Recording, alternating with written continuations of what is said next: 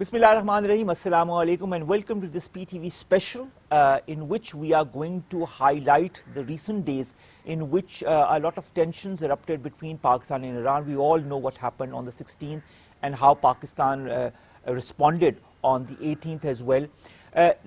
Despite those tensions, all seems to go in the right direction because of the different statements that have emanated from both the sides and also the commitment from both the brotherly and friendly countries to move forward in an arena of cooperation and in an arena of friendly relations. To talk about those days and what needs to be done by both countries under the current circumstances, we've been joined by Senator MUSHAHID HUSSAIN SAYED. He's the chairman of the Senate Standing Committee on Defense. Thank you very much, Senator Saab, to have joined us. Thank you so much. You're more than welcome, sir. I'd like to begin with your recent visit to Iran. You were on the 23rd of December last year in Iran to participate in an important conference. What was the basic ambiance as far as Pakistan-Iran relations like at that time? Because that was just a few weeks before this happened. I was in Tehran representing the government of Pakistan and the people of Pakistan at an international conference on Palestine, which had been convened by the Iranian Foreign Ministry, and I was representing Pakistan. There were 66 other countries, and I was very pleased that the overall content, the overall ambiance of Pakistan-Iran relations never seemed so good. Pakistan was warmly received. I met their president, their foreign minister. I was put on the podium, was one of the major keynote speakers, and also they said that the cooperation is advancing forward, especially border management, and they mentioned the visit of the Army Chief General Asim Munir Shah Saab, and it was a very good visit. And they said that we have already dealt with him before as DG ISI, so we have a comfort level of communication, and we feel that relations are on the right track. And at that time, the DG Anti-Narcotics Force was visiting. There were trade delegations being exchanged. So everything seemed to be moving forward, and there seemed to be a lot of goodwill for Pakistan. And of course, whatever issues there may be, they would be resolved through dialogue and diplomacy. I understand that. Now, Senator Saab, you know, Pakistan and Iran were holding joint naval exercises in Hormuz and the Persian Gulf. And our caretaker, Prime Minister Nawaz Kakar Saab, had met with the Iranian Foreign Minister at the World Economic Forum as well. And then the strike by Iran happens, and of course, Pakistan then responds 2 days later on the 18th, because this from the Iranian side, it is on the 16th, and then Pakistan responds on the 18th. How do you see those days, and how do you feel were the statements at the same time emanating from both the sides? Because despite these tensions, there was a genuine desire by both the countries to remain friendly, to work together. Frankly, when the Iranian attack happened, I was flabbergasted. It was quite a rude shock. And of course, that created a new situation, and frankly, a unique kind of crisis. Unique crisis because there were 3 specific challenges which were of an extraordinary nature. Number one, it was a totally unexpected surprise attack. Secondly, it emanated not from an adversary, not from an enemy, but from a friendly neighbor with whom we have never had this experience before. And thirdly, it was a big challenge for Pakistan's leadership to respond in a manner defending your state sovereignty and territorial integrity without allowing the crisis to spin out of control or making it into a bigger issue. So that was a very big challenge. And I would say that our leadership met that challenge with flying colors. We saw in the process deft diplomacy, nuanced statements. We saw mature media messaging. And for the Army Chief, General Asim Munir, and his military high command, this was a big challenge to have a very carefully calibrated military response that would send the message to Iran and also a larger message to others who may have such thoughts, perhaps, because we don't live in a friendly neighborhood, that this is a red line. But without jingoism, without creating an atmosphere which is warlike, and accomplishing the mission successfully. And I think it was done in a superb manner, and it shows that the system works in terms of coordination. And perhaps in some of the military academies, this will become a textbook model of crisis management and crisis resolution. That's how it was done, step 1, step 2, step 3, and within 72 hours, things had been diffused. So I think the manner of this handling, I would say it was one of Pakistan's finest hours in a crisis affecting the national security of Pakistan. And it also brought the armed forces, the different departments of the government of Pakistan, and the people of Pakistan together to face this challenge. But it also showed to the outside world that the people of Pakistan, the leader of Pakistan, leadership of Pakistan, there is a strong sense of responsibility and maturity in handling crisis. I remember the saying of the great writer Ernest Hemingway. He said the definition of courage, he said definition of courage is grace under pressure. How do you respond under pressure? Do you knuckle under? Your nerves collapse? Or you panic and overreact? So it has to be very, very careful. You know, it's like make sure it doesn't reach the boiling point, but ensure that the level is correct. And I think that was, it couldn't have been a better job done. I totally agree with you, and I think all our forces and our diplomacy need to be applauded for that, as you very ably said. Looking at Pakistan, Iran... I think it's a time for national self-congratulations. I think that is the time, definitely. And I think, as you said, this will be a textbook case in the different academies to understand how to deal with crises such as this. Looking at the tangent of relations between Pakistan and Iran, you who understands that much better than a novice like myself, would you like to highlight some of the important aspects of this strong brotherly relation between Pakistan and Iran and how both countries have been there for each other? You see, I've had exposure to Iran and the region because before being in the parliament, I was basically in the media. I'm a pressman, a journalist. So as a journalist, I had the opportunity of traveling in the region, outside the region, and of course, countries like Iran, China, Afghanistan, and India have been areas of my specialization, naturally because they are our neighbors. From the Iranian side, I think that we have had a very good track record of relationship. Iran was the first country to recognize Pakistan when we became independent. And then during the two wars, 1965 and 1971, Iran provided us with strategic depth because our planes, the PIA planes, were shifted from Pakistan because the Indians were bombing Pakistan to Iran. So we could feel that there's secure borders there and there are friendly borders there. And we don't have to worry on that front. And on issues of Kashmir, on other issues of Pakistan's core interests, Iran has been supportive, very supportive. And also this economic interaction.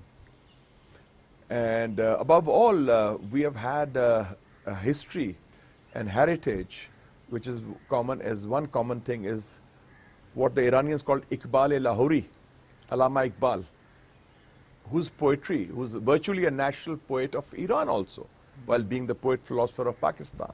So that's also a common bond, Iqbal, that legacy, that vision, the philosophy of the great poet of the East.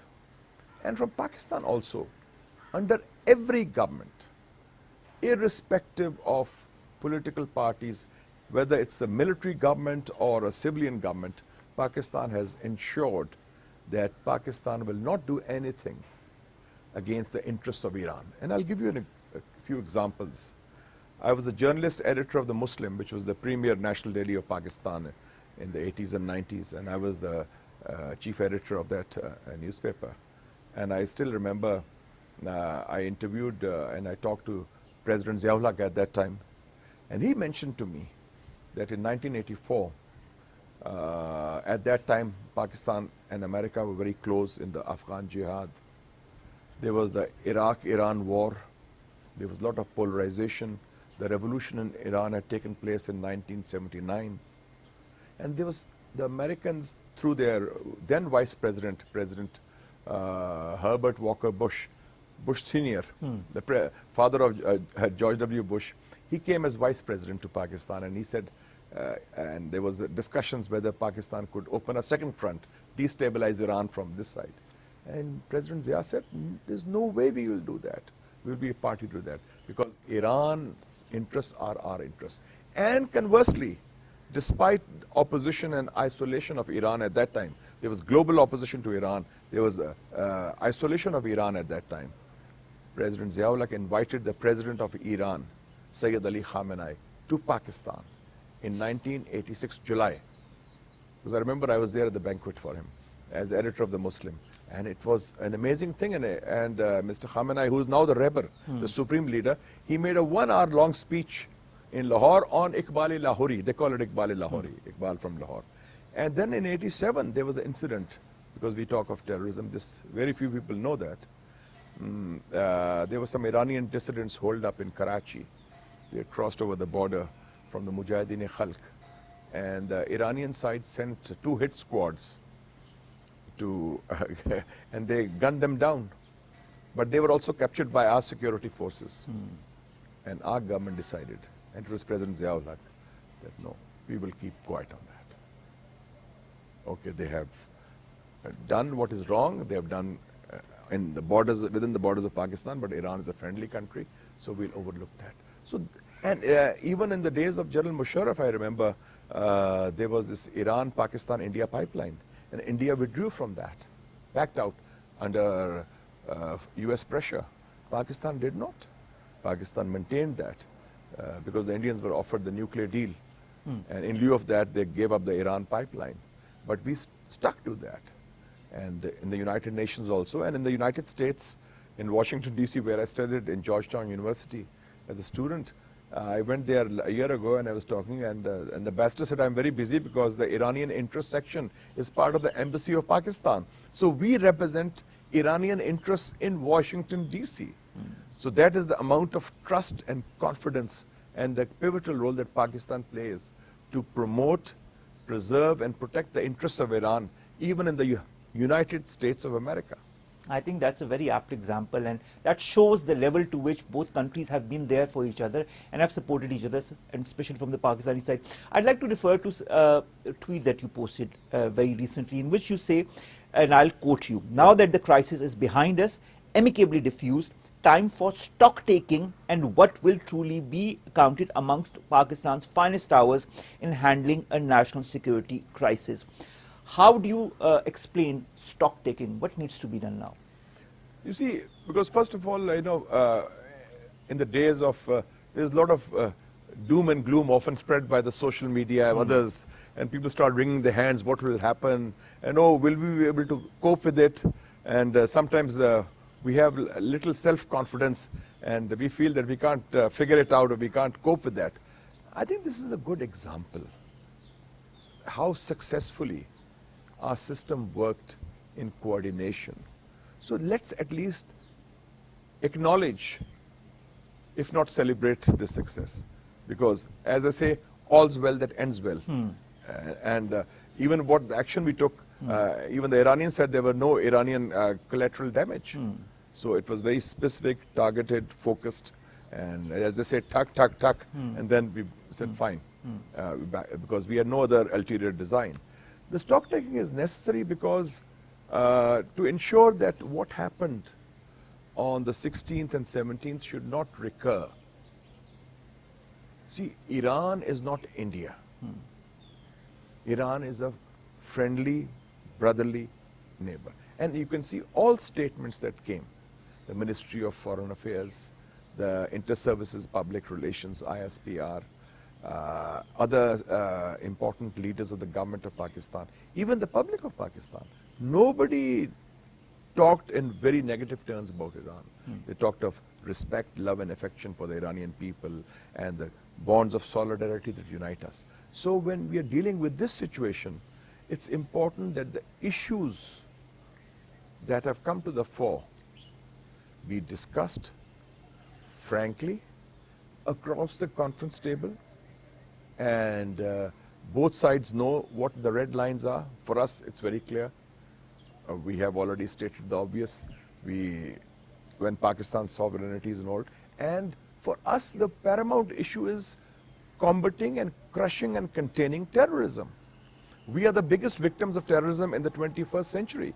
80,000 Pakistanis, soldiers and civilians, children, women and men have been martyred because of terrorism. We paid a very heavy price, more than any other country in the world. So we know what terrorism is and how serious a scourge this is. So in that regard, when there's a common challenge for Iran also, for Pakistan also, that means it requires coordination. And that is also in that famous agreement they signed with Pakistan in February 2013, the Pakistan-Iran Security Agreement. It was signed in the days of the Pakistan People's Party government. And that also says, talks of collaboration, and it talks of coordination, and it talks of cooperation. So it doesn't talk of unilateralism.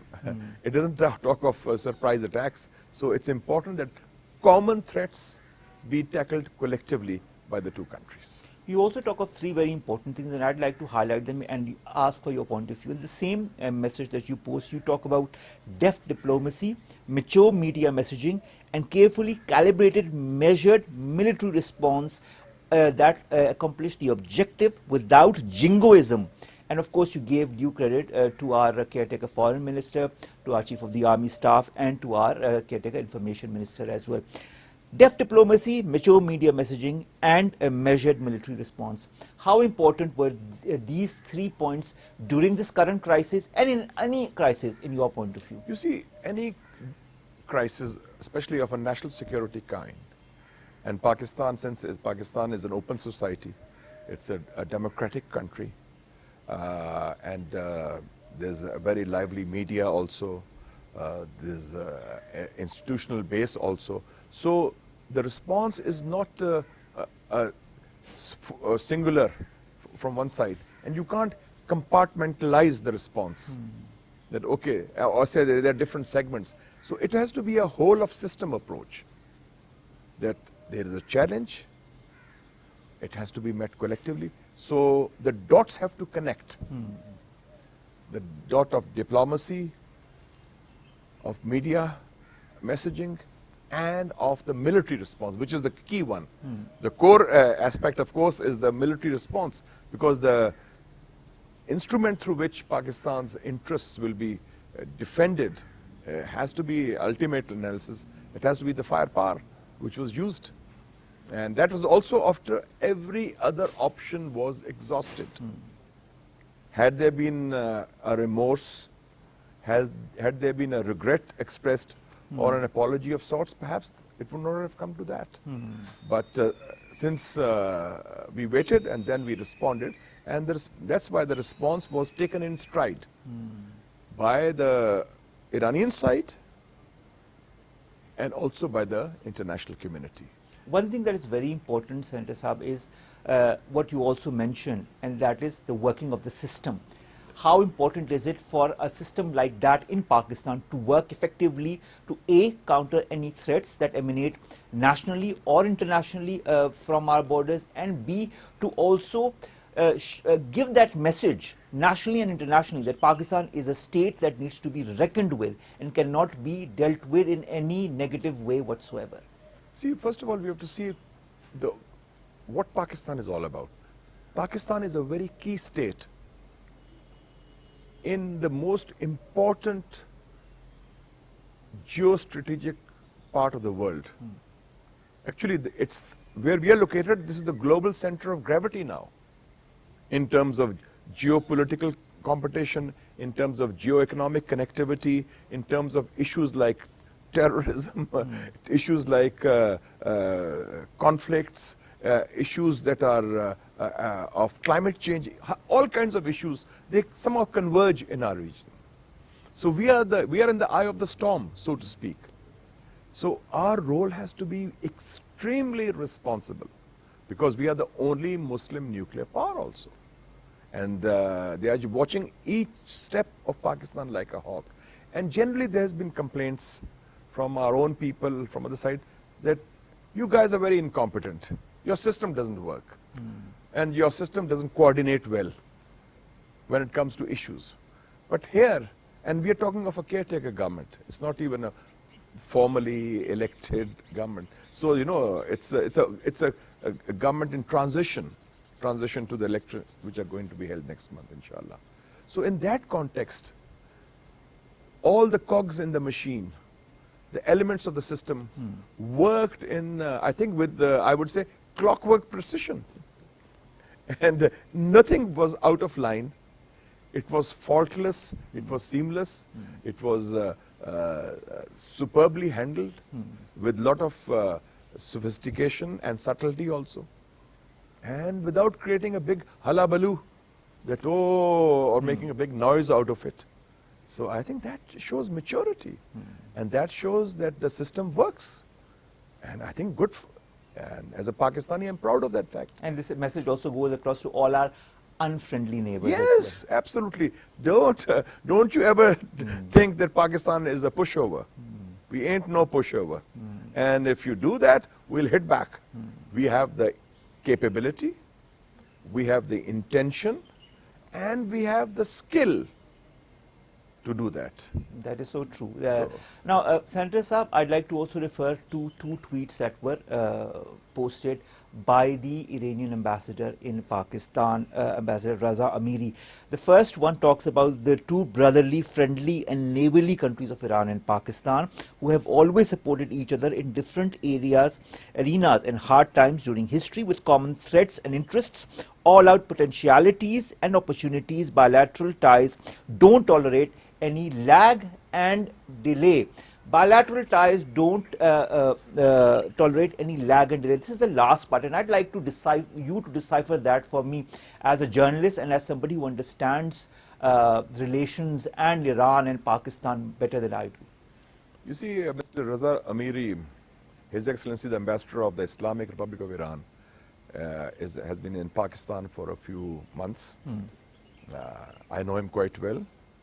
I've had the privilege of being hosted by him at luncheon with the delicious Iranian cuisine, the chilo kebab, the juje kebab, the mahi kebab, because Iranian cuisine is very healthy and very delicious.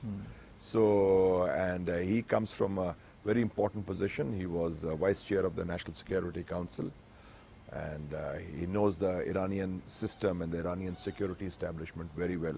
And we have had very cordial rapport and discussing issues and how to take things forward.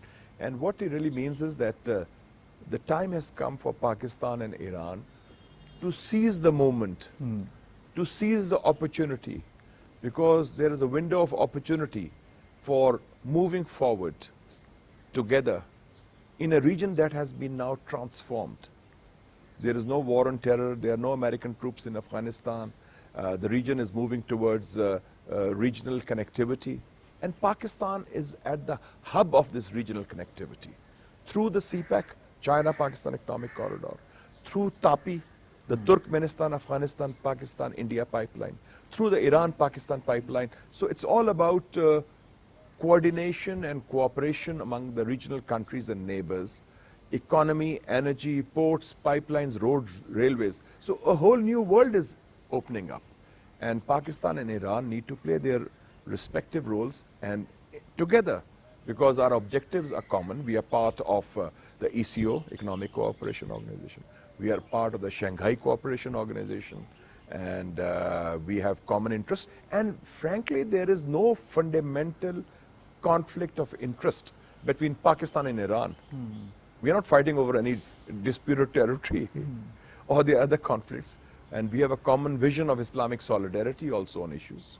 That is true. Senator Saab, another tweet that was posted by the ambassador of the Islamic Republic of Iran also talks about Iran's commitment to territorial integrity of Pakistan. It begins with that. Then he talks about threats like terrorism are common, also interests, uniquely non-competitive interests and complementary economy provides a fertile ground to promote geoeconomy, security and welfare in region. Promotion of geoeconomy, welfare and security in region.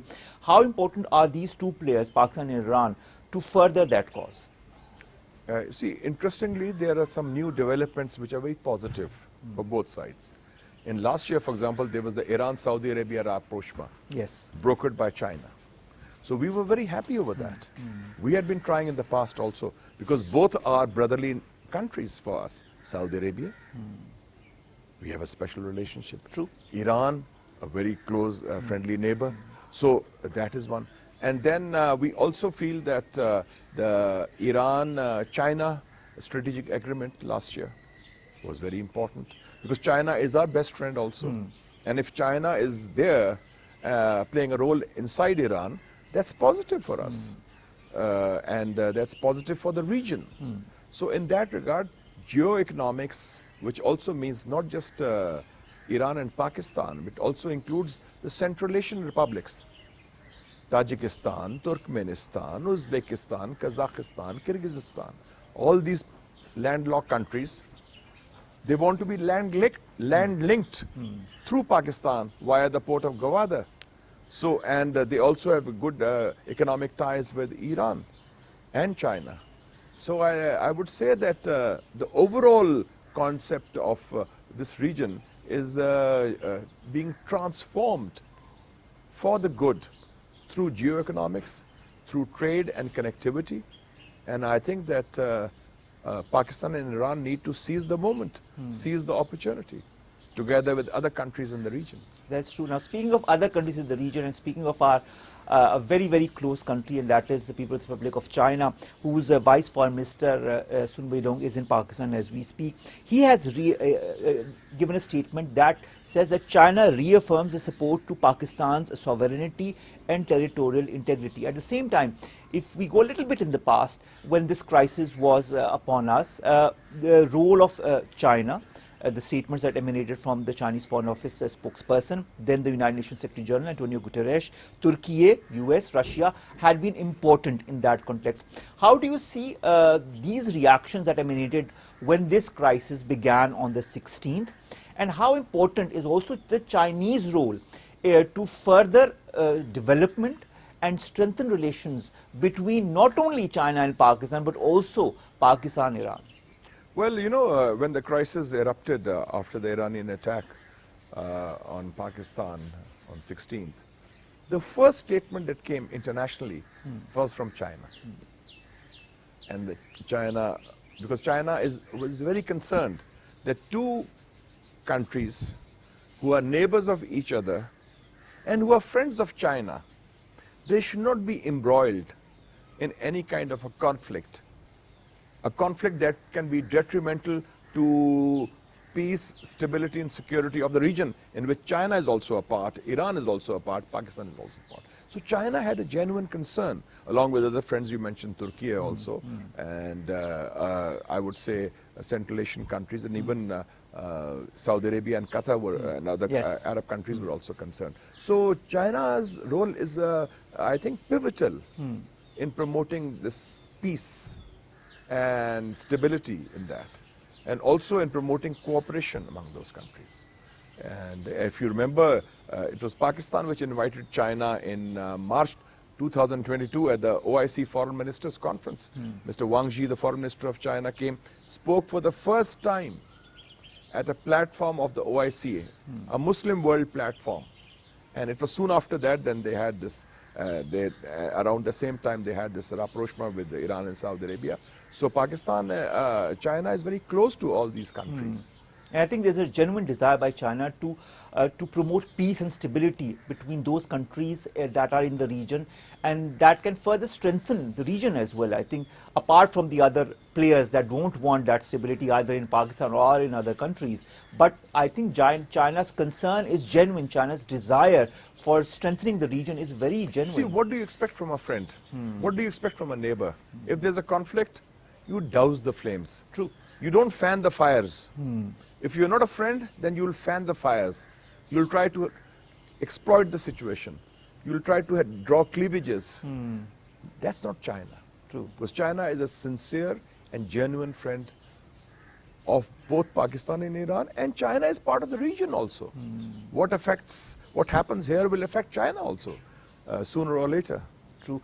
Senator Saab, the NSC meeting was also held following Pakistan's response to Iran, and there are 2 points in it I'd like your point of view on. The first concerns addressing mutual security concerns and multiple communication channels that need to be mutually utilized to address each other's concerns in the security domain.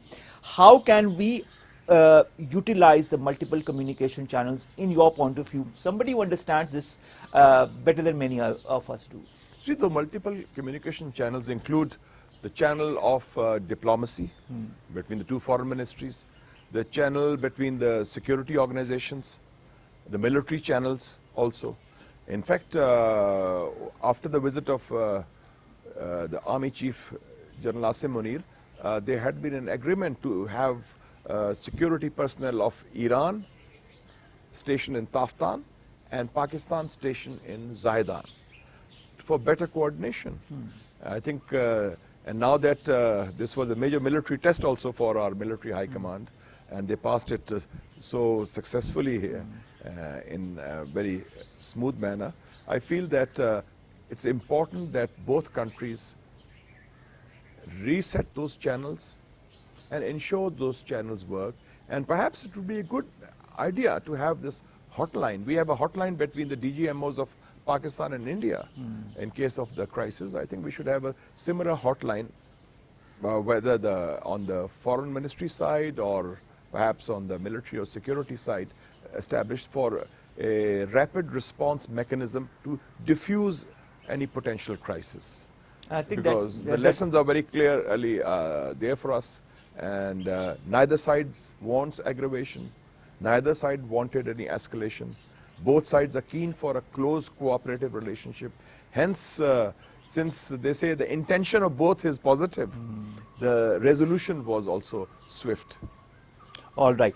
They also, emphasize dialogue and diplomacy and overcoming minor irritants through these two methods to pay. I'm very happy that the term minor irritants was used.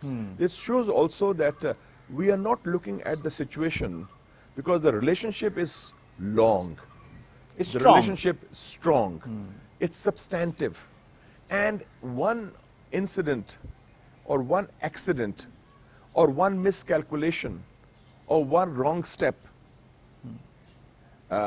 should not destabilize or undermine this strong bond that is spread over decades. So I think that's a very key thing, and that Iran is not India, and we know that. And yes, countries make mistakes, countries make miscalculations, countries sometimes make wrong reactions, or maybe within the countries, within the governments, there are elements, sometimes they are not in anybody's control and they spin out of control and they act and with the trigger-happy adventurism. We are aware of that. So, but once the wrong is rectified, which it was, so let's move on. When you look at addressing concerns and you said that the wrongs need to be dealt with properly, and they have been. There are certain parties, especially non-state actors, that try always to take advantage of such situations. How can both Pakistan and Iran effectively deal with such non-state actors that could, further aggravate situations, because this is what they are looking at, to destabilize the region and to destabilize countries that look for peace and stability like Pakistan or Iran? You see, countries who are neighbors, who have close interests, they can have concerns which need to be met. With India and Pakistan, there was an agreement signed in the days of General Ziaul Haq, and that was to exchange lists of nuclear installations so that neither India attacks Pakistan's nuclear installations, neither Pakistan attacks Indian nuclear installations. So those lists are exchanged every year on 1st. So they are aware these are the areas and these are no-go areas. So I think perhaps Pakistan and Iran should sit down together through their intelligence or security organizations, and like our side knows where the camps of the terrorists are located. We knew those camps. I think there were 3 of them. We knew the precise location, the venue, the names of the organizations, and even the persons the terrorists who were hiding out there, who were then taken out. So if that is the precision of intelligence information, and if Iran has similar concerns, I think perhaps we should sit down together so we jointly eradicate the root cause of this problem of terrorism. Because we in Pakistan, after all those experiences, and we've learned from our mistakes also in the past, and especially after what happened in Peshawar Army Public School incident, that was a turning point. Of course. Also the beginning of the National Action Plan. And the National Action Plan, which was done with full political support and the support of the armed forces. So the armed forces and the political forces are absolutely united in their resolve to stamp out terrorism from their roots. So let's do it together with Iran also. So this problem does not recur. Because those who are killing our own people, we have no interest in giving succor to them, and neither would the Iranians be, because these terrorists are killers of innocent people, and they have designs which are destabilizing for the respective unity and territorial integrity of the states of Pakistan and Iran respectively. Mr. Mushahid Hussain Sayed, I'd like to also refer to 2 recent statements. The first, that our caretaker Prime Minister Mahmoud Kakar Sahab said while addressing his cabinet, and he said that Pakistan is a law-abiding and peace-loving country and seeks friendly and cooperative relations with all countries, particularly its neighbors.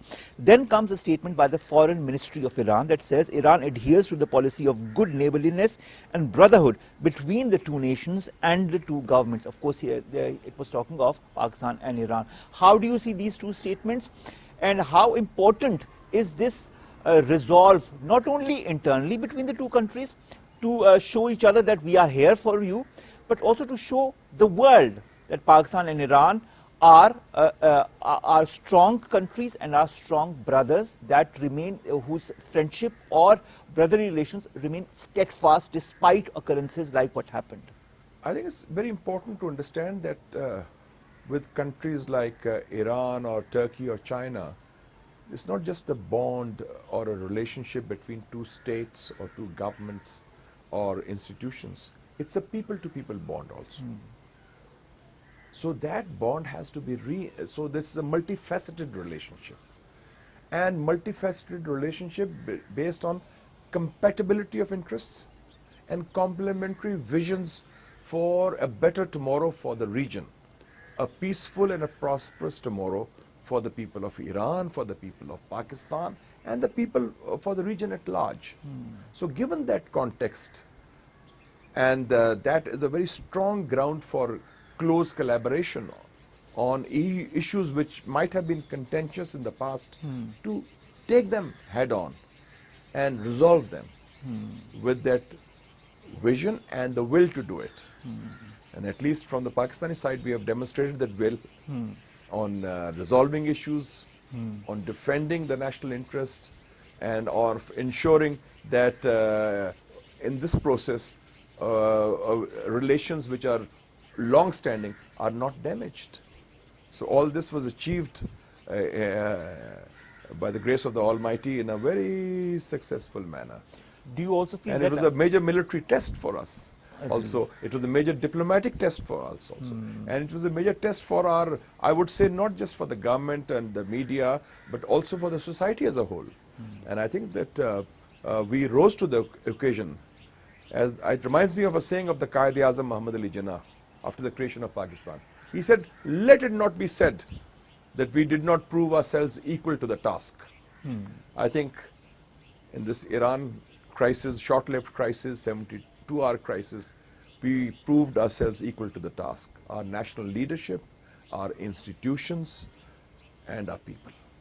Finally, Senator Saab, how do you look forward to the relations between Pakistan and Iran and Pakistan's deterrence in any aspect of of any organization or any non-state actor or country, or I mean whatever party it be that tries to divide Pakistan, that tries to work on destabilizing Pakistan? Do you feel the way Pakistan responded on the 18th was also a very good message to all those who might be trying in the coming days, and with particular reference to our unfriendly neighbors, that you can try whatever you want, you will be equally dealt with, or if not in a better manner?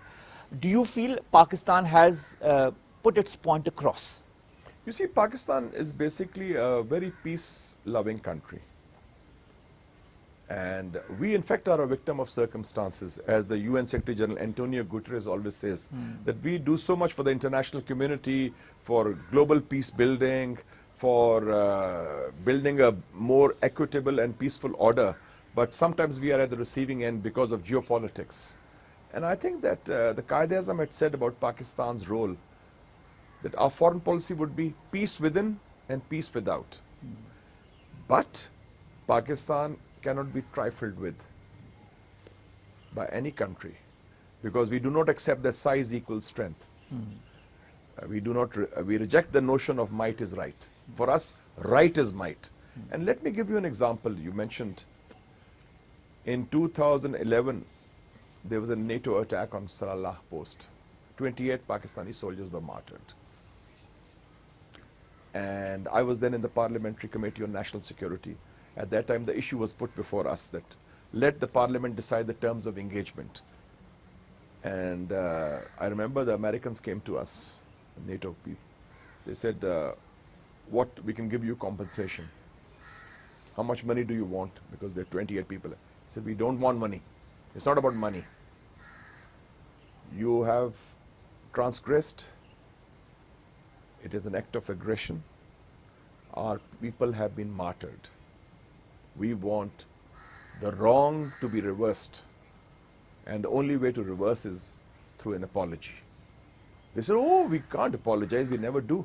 Well, we said, then forget it. The ground lines of communication, GLOCs, the NATO supply lines, were closed for 7 months. And when they apologized, we opened it. 5 years ago, February 2019, there was an incident in Indian-occupied Kashmir. And Mr. Modi had an election coming up. Like he has right now. Yes, and he tried to use it. And they attacked Pakistan. They did not cross the line of control. It was attack on Pakistan in Balakot. Within 24 hours, we shot down 2 of their planes and captured their pilot. Because we said this is a red line. Similarly, whether it's Pulwama or whether it's Panjgur, the message is loud and clear. Somebody asked me after Panjgur, oh, what is going to happen? Is there going to be war? I said, no. Sometimes countries test other countries. They try to act like a bully. And then if you blink, then they browbeat you. But if you don't blink and you hit back, then they pull back. And the situation is normalized. I told that Western journalists that you will see situation will be diffused, nothing will happen. They will take it lying down because they are in the wrong and we are in the right. Not that we want to score a point, but it's a question of adhering to norms of international behavior based on the United Nations Charter, the international law, where sovereignty and territorial integrity of states is sacrosanct. Otherwise, it will become a law of the jungle.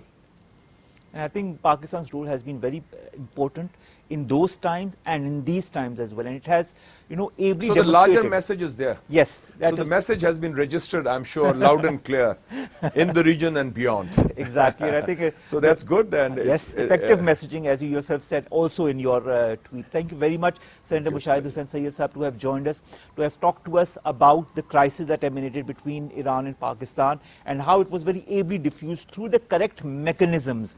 And how not only has it been diffused, but there is a genuine desire by both the countries to forge the relationship, the friendship between the two countries to another level.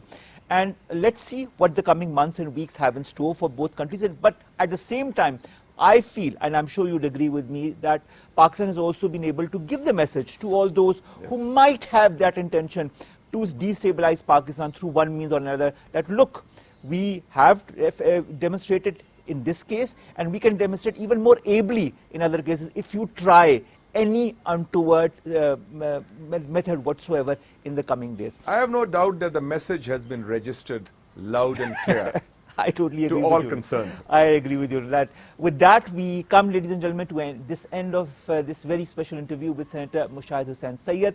It was important in this current context to have a point of view on not only the relationship between Pakistan and Iran, the past, the present, and what lies ahead, but also to understand Pakistan's perspective from the point of view on someone who has been there, who has been part of forging relations, and who understands Pakistan like not many do. So I really like to thank you for this exclusive, and I hope to see more of your presence in international fora as far as forging ties. Anything we can do to promote the interests of Pakistan, we are always there. All right, definitely. Thank you very much, ladies and gentlemen, to have joined us for this exclusive. We'll be back with more exclusives as and when the situation demands it. Omar Khalid bids you farewell from this very special episode on PTV. And thank you very much, sir. Thank you very much.